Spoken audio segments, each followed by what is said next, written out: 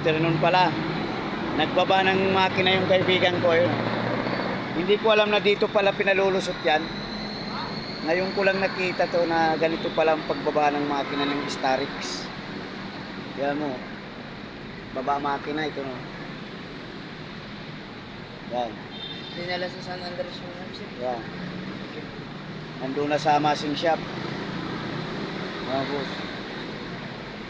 Ngayon lang ako naka-interval na ganito. Na dito pala ang baba ng ano. Kalibasa, hindi naman ako nagbababa ng ganito eh. Inayaan ko na lang doon sa kaibigan ko. Grabe. Daming inaalis pala rito. Ang sikip. Oh. Ang sikip nito. Daming inaalis. Oh. Grabe. Nasa na? Nasa Masing Shop. Kailan daw ang kuha? Dadala ko pa lang eh.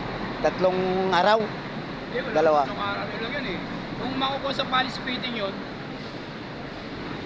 Mas madali. may slip papalitan. Siya ang nagbaba ng makina eh. Gwapo po, tanga. Taka na, bago yata. Tumanda na sa ano, sakyat. Bago yata yung cellphone mo eh. Di, Ha? yun, di ba in-upload yung cellphone? Ano, nakuha na yung cellphone?